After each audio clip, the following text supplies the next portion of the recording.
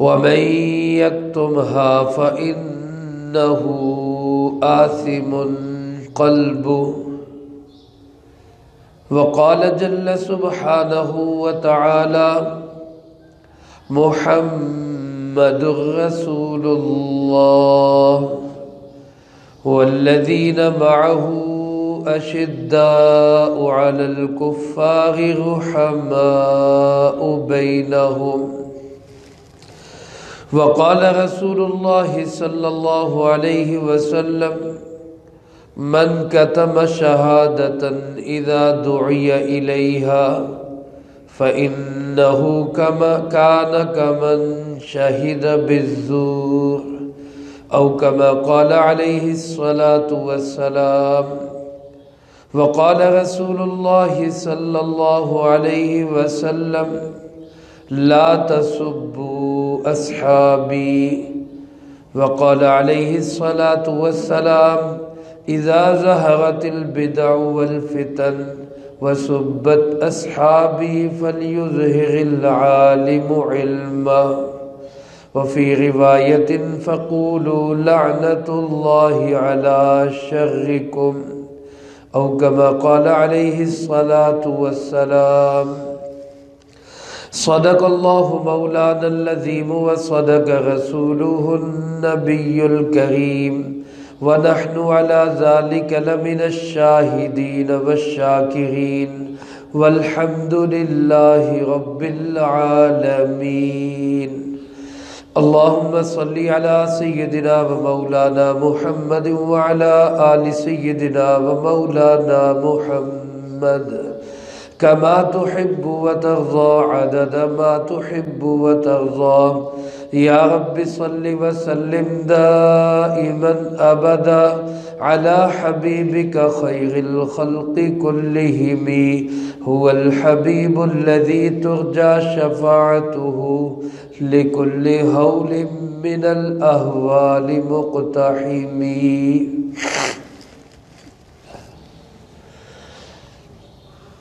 حضرات گرامی قدر، واجب الاحترام معزز بزرگوں، دوستوں اور بھائیوں،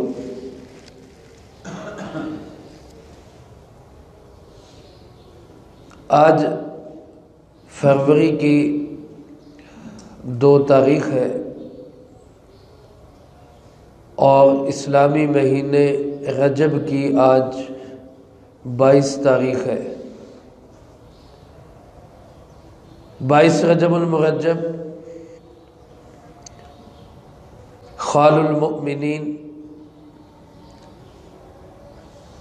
جناب نبی پاک صلی اللہ علیہ وآلہ وسلم کے صحابی رسول، آپ کے برادر نسبتی، کاتب وحی حضرت سیدنا امیر معاویہ رضی اللہ تعالیٰ عنہ کا یوم وفات ہے۔ اس حوالے سے ان کا کچھ تذکرہ خیر کرنا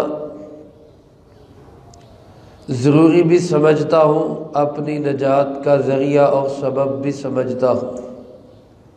اللہ مجھے آپ کو سب کو ان مقدس ہستیوں کے ساتھ کمال عقیدت نصیب فرمائے۔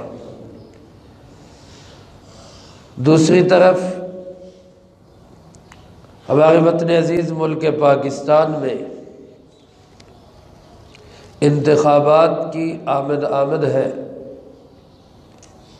جو 8 فروری جمعرات کے دن ہونے جا رہے ہیں۔ اس حوالے سے ووٹ کی شرعی حیثیت کیا ہے اور اس کا کاسٹ کرنا کتنا ضروری ہے اور کس قسم کے لوگوں کو دینا ضروری ہے، اس کا تذکرہ بھی میں آج کی اس مختصر سی نشست میں کروں گا۔ میرے محترم دوستو، پہلے بات کر لیتے ہیں ووٹ کے حوالے سے۔ ووٹ ایک مقدس امانت بھی ہے ووٹ ایک گواہی بھی ہے اور ووٹ کسی کو اپنا وکیل بنانا بھی ہے۔ 3 حیثیتیں لکھی ہیں اس کی علماء کرام نے۔ ایک حیثیت سے تو یہ امانت ہے، ایک حیثیت سے یہ گواہی ہے، اور ایک حیثیت سے یہ کسی کو اپنا وکیل بنانا ہے۔ زیادہ تر اس کے متعلق علماء کرام نے لکھا ہے کہ یہ ایک گواہی اور شہادت کی حیثیت رکھتا ہے۔ ایک حلقے کے اندر مختلف لوگ امیدوار ہیں، کینڈیڈیٹ ہیں، آپ ان میں سے کسی ایک کا انتخاب کرتے ہیں۔ یہ گویا آپ گواہی دیتے ہیں کہ میرے علم کے مطابق ان تمام امیدواروں میں یہ بندہ امانت، دیانت، اپنے عہدے کی ذمہ داریوں کو صحیح ادا کرنے والا، اور جس کام کے لیے اس کا چناؤ ہو رہا ہے اس کام کو پوری تندہی اور توجہ سے پورا کرنے والا، ادا کرنے والا ہے، اس لیے میں اس کے حق میں گواہی دے رہا ہوں۔ میرے عزیز دوستو، پہلی بات تو یہ کہ آیا ہمارے ملک میں یہ جو نظام ہے جمہوریت کا، کیا یہ اسلام کے خلاف ہے؟ بہت سارے لوگ اس مغالطے میں ہیں کہ جمہوریت مغرب کا نظام ہے، اسلام کا نہیں ہے، اسلام کا نظام خلافت ہے۔ بالکل ٹھیک بات ہے، کوئی اس میں دوسری رائے نہیں، اسلام کا نظام خلافت ہے، اور خلیفہ وہ ہوتا ہے جو امت مسلمہ کا سب سے بہترین فرد ہوتا ہے، اور وہ امت مسلمہ میں سے چنیدہ منتخب صاحب الرائے، اچھی بصیرت رکھنے والے لوگوں کو اپنی شورا میں شامل کرتا ہے، اور اس سے وہ اپنا نظام چلاتا ہے۔ ایک خلیفہ کے جانے کے بعد وہی شورا دوسرے خلیفہ کو منتخب کرتی ہے، لیکن دنیا میں یہ نظام اب ہے ہی نہیں کہیں پہ۔ یہ نظام خلافت تو انگریز نے ترکی کی جو نظام خلافت تھی اس کے ساتھ ہی اس کو ختم کر دیا تھا۔ اللہ کرے اللہ ہمیں یہ نظام خلافت دوبارہ نصیب فرما دے۔ اب جب تک یہ نظام خلافت نہیں ہے تو ہم کیا کریں؟ خاموش بیٹھ جائے، میدان کھلا چھوڑ دے، طرز جمہوریت پہ جو آئے، جو قبضہ کرنا چاہے وہ کر لے؟ اگر ہم اس طرح کا رویہ اختیار کریں گے تو پھر ملک میں 70 سال سے جو ہو رہا ہے وہی ہوتا رہے گا۔ ایک فرق بھی ہے مغربی جمہوریت میں اور ملک پاکستان کی اسلامی جمہوریت میں۔ وہ فرق یہ ہے کہ مغربی جمہوریت میں پارلیمنٹ، منتخب لوگ، نمائندے اپنے ذہن سے جو قانون، جو اصول، جو دستور بنانا چاہیں وہ بنا سکتے ہیں، ان پہ کوئی قدغن اور پابندی نہیں ہے۔ مثال کے طور پہ برطانیہ کی پارلیمنٹ نے کثرت رائے سے یہ طے کر لیا کہ لڑکے کا لڑکے سے نکاح ہو سکتا ہے۔ نعوذ باللہ من ذالک۔ یہ مغربی جمہوریت ہے، وہاں کوئی قدغن، کوئی پابندی نہیں۔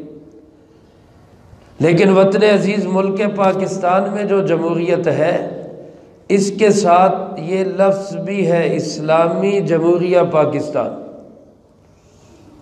اور پھر اس کے آئین میں جو 1973 میں بنا تو اس میں یہ بات بھی لکھی گئی کہ اس ملک کے اندر کوئی قانون خلاف اسلام نہیں بن سکتا۔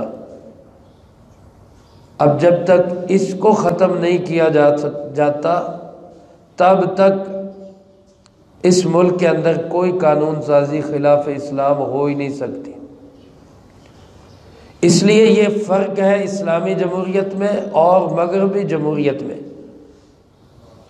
تو پاکستان کے اندر یہ جو اسلامی جمہوریت ہے، اس میں اگر ہم صرف اتنی بات کہہ کر کے جناب یہ تو ایک گندی ہو گئی ہے اور اس میں جو ہے نا بددیانت لوگ آ گئے ہیں اور اس کو جو ہے نا سیاست کو خراب کر دیا گیا انہوں نے، اور ہم اس سے بس دور ہی ٹھیک ہے، ہم اچھے لوگ ہیں، ہمارا اس سے کوئی لینا دینا نہیں، تو پھر یہ گند کیسے ٹھیک ہوگا؟ پھر یہ گند کیسے ٹھیک ہوگا؟ کسی سڑک پہ کسی روڈ پہ اگر کوئی شخص گندگی کا ڈھیر ڈال دے، ہر بندہ وہاں سے ناک منہ لپیٹ کر تھو تھو کرتا دور چلا جائے اور اس کے قریب نہ آئے، تو کیا وہ ڈھیر سڑک سے ہٹ جائے گا؟ کچھ لوگوں کو لنگوٹا کسنا ہوگا، کپڑے خراب کرنے ہوں گے، کچھ لوگوں کو اپنے آپ کو لبیڑنا ہوگا اور اس گند میں اتر کر اس گند کو صاف کرنا ہوگا، پھر وہ صاف ہو سکے گا۔ اب اگر صرف اتنی بات لے کر ہم کہیں جی ہمارا اس سے سروکار نہیں، ہمارا کام نہیں، شریف بندے کا کام نہیں ہے، تو پھر تو میرے عزیز دوستو جو کر رہے ہیں ان کو تو اور کھلی چھٹی مل جائے گی، پھر تو جو مرضی کرتے رہے، پھر ہم رونا کس چیز کا ہوتے ہیں؟ لیکن اگر ہم یہ سمجھتے ہیں کہ اس میں رہتے ہوئے ہم جہاں تک اپنے آپ کو، اپنے وطن عزیز کی سالمیت کو، اس میں بنے ہوئے اسلامی قوانین کو بچا سکے، اور نہیں بن رہے چلو جو بنے ہوئے انہی کو ہم بچا لیں، تو پھر اس کے لیے ہمیں یہ طرز سیاست اختیار کرنا ہوگا، اس میں ہمیں آنا ہوگا۔ اب اس کے لیے ہمیں ووٹ کا ڈالنا بہت ضروری ہے۔ صرف یہ بات کہہ کر ہم پیچھے نہیں ہٹ سکتے کہ یار میں ایک نہیں ڈالوں گا تو کیا ہو جائے گا، یا میرے ایک ووٹ سے کیا ہوگا۔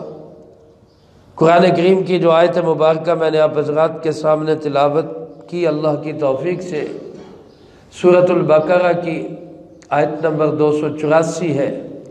اللہ پاک ارشاد فرماتے وَلَا تَكْتُمُوا الشَّهَادَةَ، گواہی کو چھپاؤ نہ، گواہی پہ پردہ نہ ڈالو۔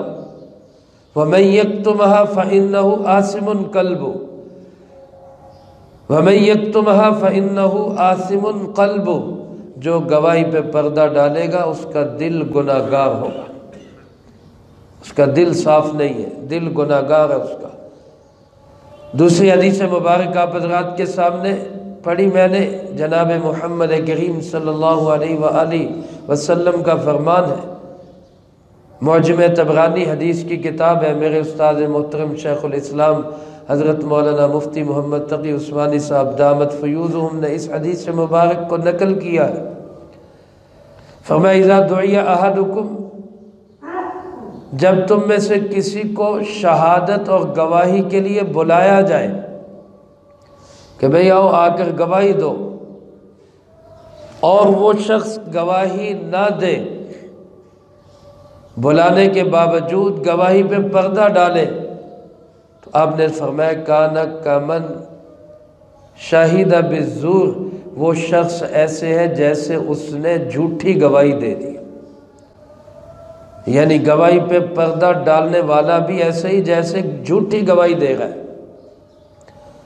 اور جھوٹی گواہی کتنا بڑا گناہ ہے، حدیث کی کتابوں میں بخاری و مسلم وغیرہ میں یہ حدیث موجود ہے کہ رسول اللہ صلی اللہ علیہ وآلہ وسلم ایک موقع پر آپ ٹیک لگا کے تشریف فرما تھے، ایسے آپ نے ٹیک لگائی ہوئی تھی، اطمینان سے بیٹھے ہوئے تھے، تو آپ نے صحابہ سے کہا الا ادلکم باکبر الکبائر، کیا میں تمہیں بڑے بڑے گناہ نہ بتاؤں؟ بڑے بڑے گناہ کون سے ہیں؟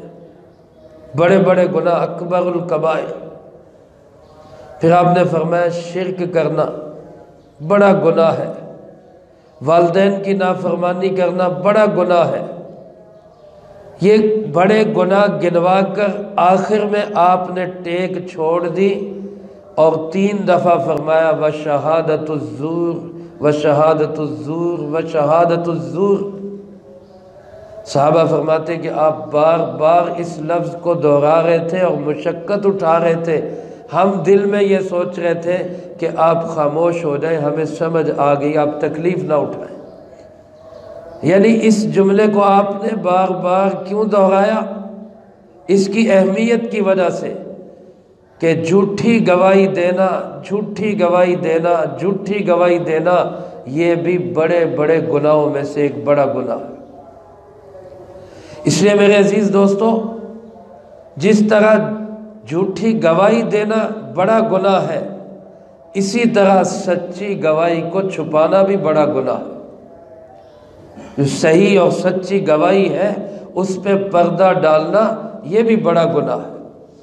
اس لیے اپنا حق کے رائے دہی، ووٹ کا استعمال ضرور کریں اور اپنے ضمیر سے پوچھ کے کریں۔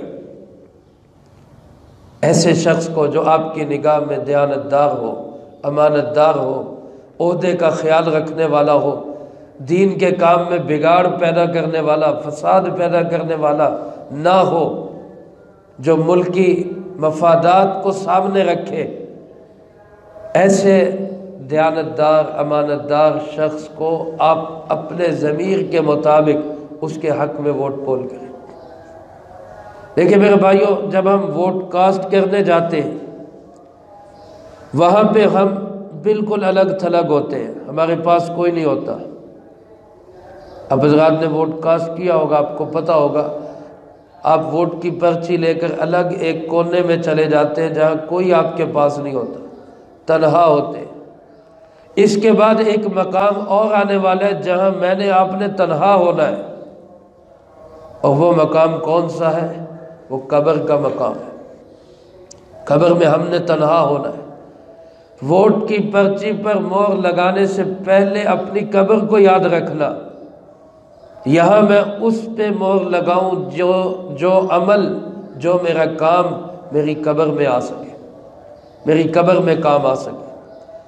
ایسا نہ ہو کہ میں برادری دیکھ کر، میں گروہ بندی دیکھ کر، یا میں پیسوں کے ذریعے، لالچ کے ذریعے میں اس کے ذریعے ووٹ کاسٹ کر دوں اور کل کو رب کے سامنے میری پیشی ہو، یہ تو نے کیا کیا تھا۔ کچھ چیزیں ایسی ہوتی ہیں جن کا وبال خود انسان پہ پڑتا ہے۔ ایک بندہ خود اپنی ذات کا جرم کر رہا ہے، گناہ کر رہا ہے، ہم میں سے کوئی بھی ایسا نہیں جو کہہ سکے کہ میں پاک صاف ہوں۔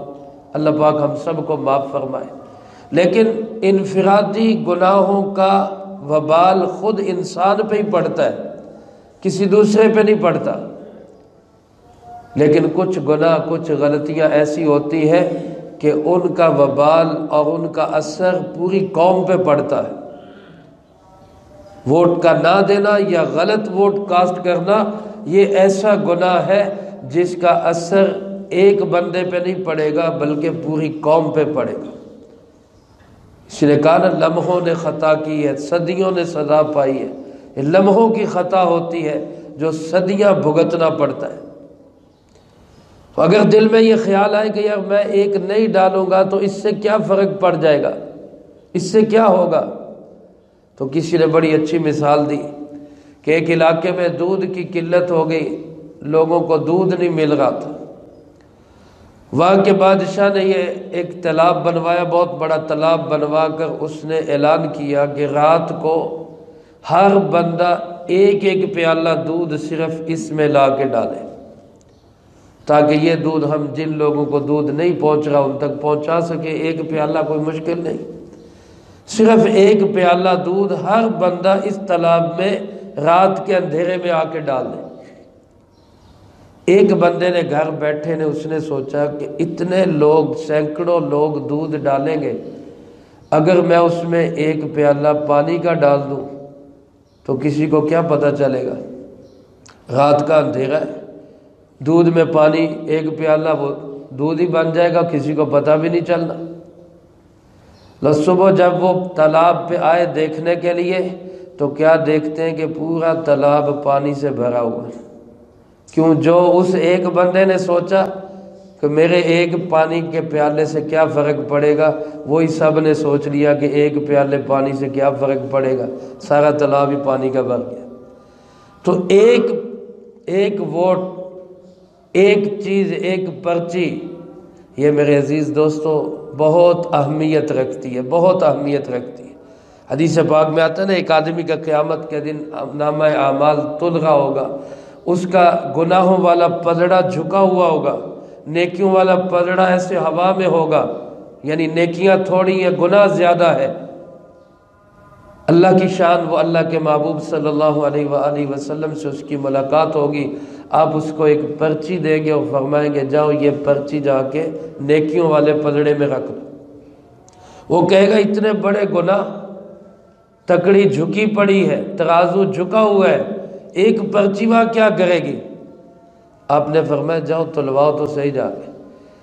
اس نے جو دیکھا تو اس پرچی کے اندر جناب محمد کریم سب کہہ دے صلی اللہ علیہ وسلم، آپ پہ درود پاک جو پڑا تھا وہ لکھا ہوا تھا۔ اس نے جا کے وہ ایک پرچی جب ڈالی نیکیوں والے پلڑے میں تو وہ اس طرح جھکا کہ برائیوں والا پلڑا ہوا میں اڑنے لگ گیا۔ تو ایک پرچی بھی انسان کو کہاں سے کہاں پہنچا سکتی ہے، اس لیے یہ اپنا حق کے رائے دہی ضرور استعمال کریں، اپنے ضمیر کے مطابق جس پہ آپ کا دل مطمئن ہو آپ اس کو اپنا ووٹ کاسٹ کریں۔ بس اتنا خیال رکھیں کوئی وطن عزیز کا دشمن نہ ہو، کوئی اسلام کا دشمن نہ ہو، قادیانیوں سے متاثر نہ ہو، رافضیت سے متاثر نہ ہو، یا اس کی شہرت بددیانت بد مذہب والی نہ ہو۔ ایسے انسان کو بالکل اپنا یہ ووٹ کاسٹ نہ کریں، ورنہ اس کے جرائم کا ہم بھی ذمہ دار ہوں گے۔ لمحوں نے خطا کی ہے، صدیوں نے سزا پائی ہے۔ ایک بات تو میں نے عرض کرنی تھی یہ ووٹ کے متعلق۔ دوسری بات، 22 رجب آج 21 رجب ہے، شاید کل 22 رجب ہے۔ حضرت امیر معاویہ رضی اللہ تعالیٰ عنہ کا یوم وفات ہے۔ آج ہی 22 رجب ہے، آج ہی حضرت امیر معاویہ رضی اللہ تعالیٰ عنہ کا یوم وفات۔ ایک بات اصولی طور پہ یہ ذہن میں رکھیں، ایک ہے قرآن و سنت، ایک ہے تاریخ۔ تاریخ کس نے لکھی ہے؟ تاریخ بندوں نے لکھی ہے، تاریخ افراد نے لکھی ہے، تاریخ انسانوں نے لکھی ہے۔ جس وقت تاریخ لکھنے والا تاریخ لکھ رہا تھا اس کی کیا حالت تھی، اس کی پوزیشن کیا تھی، اس کا مذہبی لگاؤ کس طرف تھا، اس کا رجحان کس طرف تھا، اس نے کون سا نشہ پیا ہوا تھا، کون سی چیز اس نے کھائی ہوئی تھی، کوئی نہیں جانتا۔ بس اس نے جو تاریخ لکھ دی وہ لکھ دی۔ دوسری طرف ایک ہے قرآن۔ قرآن کس کی کتاب ہے؟ سارے بول دیں کس کی کتاب؟ اللہ کی۔ حدیث مبارک کس کا فرمان ہے؟ جناب محمد کریم صلی اللہ علیہ وسلم۔ صحابہ کرام رضی اللہ تعالیٰ مجمعین کی عظمت اور شان کو جب دیکھنا ہو تو میرے عزیز دوستو کبھی تاریخ میں ان کو نہ دیکھو، ان کو دیکھنا ہو تو قرآن و سنت میں دیکھو۔ تاریخ میں دیکھیں گے تو پتہ نہیں کیا کیا ملے گا، لیکن قرآن و سنت میں دیکھیں گے تو اللہ پاک کیا فرمائیں گے؟ اولئک هم الراشدون، میرے صحابہ سارے ہی ہدایت یافتہ ہیں، میرے نبی کے سارے صحابہ ہدایت یافتہ ہیں۔ اولئک هم المؤمنون حقا، یہ سارے ہی پکے مومن ہیں۔ قرآن میں دیکھیں گے تو اللہ پاک کیا فرمائے گا؟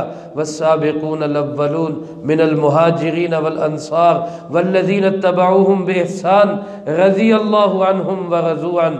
قرآن کریم میں دیکھیں گے تو اللہ پاک فرمائے گا فَإِنْ آمَنُوا بِمِثْلِ مَا آمَنْتُمْ بِهِ فَقَدْ اهْتَدَوْا، میرے نبی کے صحابہ تو معیار حق ہے، ان جیسا ایمان لاؤ گے تو پھر تمہیں کامیابی اور ہدایت ملے گی۔ قرآن میں دیکھیں گے اولئک هم الصادقون اولئک هم المؤمنون حقا اولئک الذین امتحن اللہ قلوبهم للتقوی، اللہ نے ان کے دلوں کا امتحان لے کر ان کو کامیاب کر دیا۔ قرآن کریم میں یہ ملے گا، حدیث میں ملے گا اصحابی کالنجوم، فَبِأَيِّهِمْ اقْتَدَيْتُمْ اهْتَدَيْتُمْ، میرے تمام صحابہ ستاروں کی طرح ہے، جس کے پیچھے چلو گے سیدھا جنت کے اندر جاؤ گے۔ حدیث میں دیکھیں گے تو آپ فرمائیں گے لا تسبوا اصحابی، میرے صحابہ کو گالیاں مت دیا کرو۔ حدیث پاک میں دیکھیں گے تو آپ کو یہ نظر آئے گا، اللہ کے محبوب صلی اللہ علیہ وسلم فرما گئے اذا ظہرت البدع والفتن وسبت اصحابی، جب بدعات اور فتنے ظاہر ہو جائیں، پھیل جائیں اور میرے صحابہ کو گالیاں دی جانے لگے تو فرمایا فَلْيُظْهِرِ الْعَالِمُ عِلْمًا، عالم کو چاہیے اپنے علم کا اظہار کرے۔ اور دوسری جگہ فرمایا فَقُولُوا لَعْنَةُ اللَّهِ عَلَى شَرِّكُمْ، جو لوگ صحابہ کو گالیاں دیتے ہیں اللہ کے محبوب فرماتے ہیں ان کو کہو تمہارے اس شر پہ لعنت ہو۔ جو صحابہ کو بھونکتے ہیں ان کو کیا کہنا ہے؟ تمہارے اس شر پہ کیا ہو؟ سارے اونچی آواز سے بول دے، صحابہ کو گالیاں دینے والے پر کیا ہو؟ لعنت۔ میرے محترم دوستو، حضرت معاویہ رضی اللہ تعالیٰ عنہ صحابی رسول ہے، کاتب وحی ہے، نبی کریم صلی اللہ علیہ وسلم کے برادر نسبتی ہیں۔ ان کی بہن ام حبیبہ رضی اللہ تعالیٰ عنہ ام المؤمنین جناب محمد کریم صلی اللہ علیہ وسلم کی زوجہ مطہرہ ہے۔ ان کے ہاتھ پہ حضرت علی کرم اللہ وجہہ کے بیٹے حضرت حسن رضی اللہ تعالیٰ عنہ جو جنت کے جوانوں کے سردار ہیں، انہوں نے ان کے ہاتھ پہ بیعت کی اور صلح کے ساتھ ان کو خلافت عطا کی۔ حضرت امیر معاویہ رضی اللہ تعالیٰ عنہ نے 19 سال 4 ماہ تقریباً اسلام کا پرچم 64 لاکھ مربع میل پہ لہرایا۔ میرے عزیز دوستو، اس حضرت امیر معاویہ رضی اللہ تعالیٰ عنہ کی بے شمار خدمات ہیں، وقت کی کمی ہے، میں آپ صرف ان کی خدمات کو سلام ہی پیش کر سکتے ہیں۔ اللہ پاک ان کو آخرت میں بلند سے بلند تر مقام عطا فرمائے۔ تو کوئی بھی کسی صحابی کے بارے میں بھی بال برابر میل بھی ہمارے دل میں نہیں آنا چاہیے۔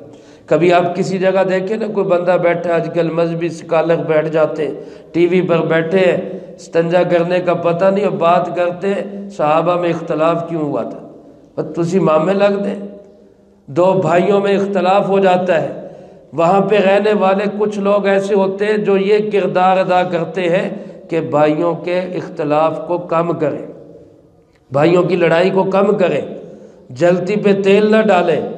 اور کچھ لوگ ایسے ہوتے ہیں جو ایک بھائی کو ہلا شیری دیتے ہیں، چوک کے رکھ کام کچھ نہیں ہوندا، میں تیرے نال ہاں۔ آپ بتاؤ بندہ کون سا ٹھیک ہے، جو اختلاف کو کم کرنے والا یا جو جلتی پہ تیل ڈالنے والا؟ صحابہ میں اگر کوئی اختلافات ہو گئے، ہم فیصلہ کر سکتے ہیں؟ ہماری پہنچ ہے کہ ہم ان کا فیصلہ کریں؟ اللہ ان کا فیصلہ کر چکا ہے کہ میں سب سے راضی ہوں۔ کلم وعد اللہ الحسنہ، صحابہ فتح مکہ سے پہلے مسلمان ہوئے، بعد میں مسلمان ہوئے، سب کے لیے جنت کا وعدہ کون کر چکا ہے؟ اللہ کر چکا ہے۔ پھر ہماری کہاں مجال ہے کہ ہم وہاں پہ بات بھی کر سکیں؟ اس لیے کبھی بھی حضرات صحابہ اکرام کے بارے میں جو تاریخی روایات بیان کر کے ان کے کردار کو، عمل کو، اخلاق کو، ان کی ذات کو داغدار کرنے کی کوشش کرتا ہے، اس بندے کو سننا ہی چھوڑ دے۔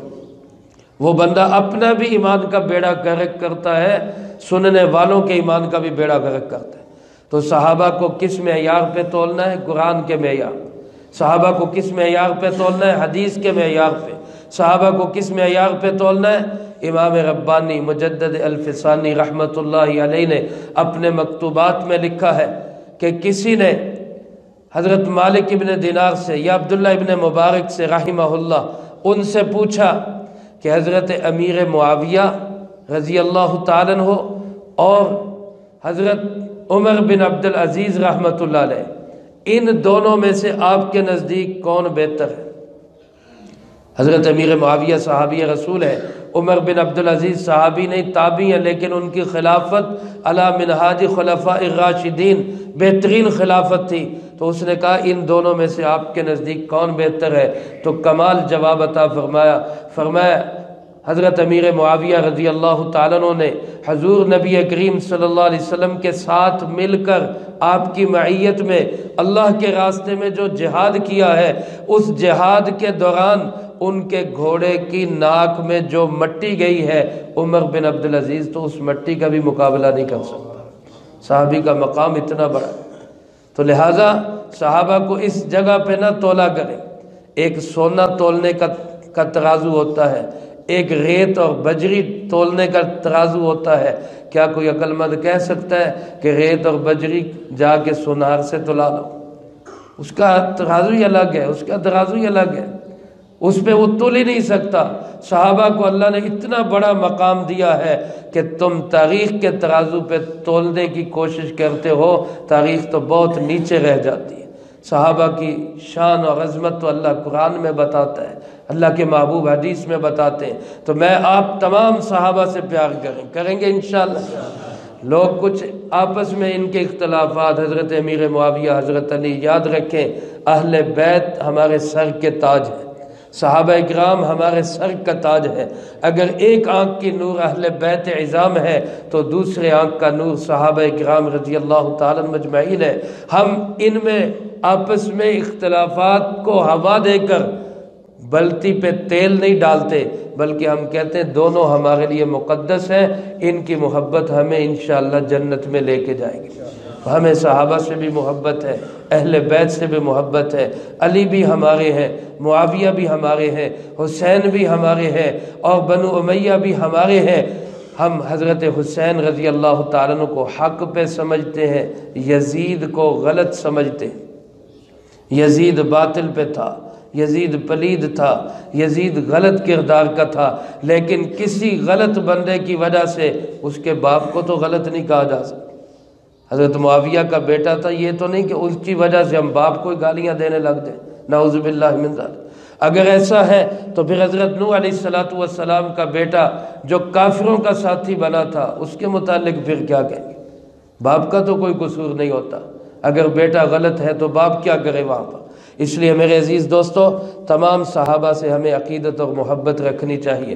صحابہ اکرام رضی اللہ تعالیٰ مجمعین کے دشمن اس دن میں ایک رسم کرتے ہیں کنڈوں کے نام کی، جس کو نام دیتے ہیں امام جعفر صادق رحمۃ اللہ علیہ کے، ان کے ساتھ منسوب کرتے ہیں، حالانکہ نہ ان کی وفات ہے اس دن، نہ ان کی پیدائش ہے اس دن۔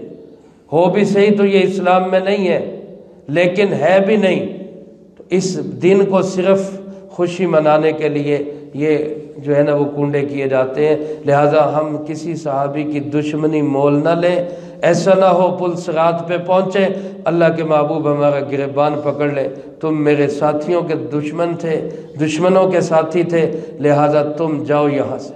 تو اپنے آپ کو اس سے بچائے۔ ہر جمعہ یہ حدیث پڑھی جاتی ہے، اللہ فی اصحابی، اللہ کے محبوب نے 2 دفعہ اللہ کا واسطہ دیا، اللہ کا واسطہ میرے صحابہ کے متعلق، میرے صحابہ کو تنقید کا نشانہ نہ بنا۔ لا تتخذوہم من بعد غرضا فمن احبہم فبحبی احبہم، جو ان سے محبت کرے گا میری محبت کی وجہ سے ان سے محبت کرے گا، ومن ابغضہم فببغضی ابغضہم، جو ان سے نفرت رکھے گا وہ میری نفرت کی وجہ سے ان سے نفرت رکھے گا، من آذاہم فقد آذانی، جس نے ان کو تکلیف دی اس نے مجھے ستایا، ومن آذانی فقد آذ اللہ، جس نے مجھے ستایا اس نے اللہ کو ستایا، اور ومن آذ اللہ فیوشک ان یأخذہ، جو اللہ کو ہاتھ ڈالتا ہے وہ اللہ کی پکڑ سے بچ نہیں سکتا۔ اللہ مجھے آپ کو تمام صحابہ سے، تمام اہل بیت سے دلی عقیدت و محبت و احترام نصیب فرمائے، جو کہا سنا اس کو زندگی میں لا کے دوسروں تک پہنچانے کی توفیق عطا فرمائے۔ وآخر دعوانا ان الحمد للہ رب العالمین۔ سنت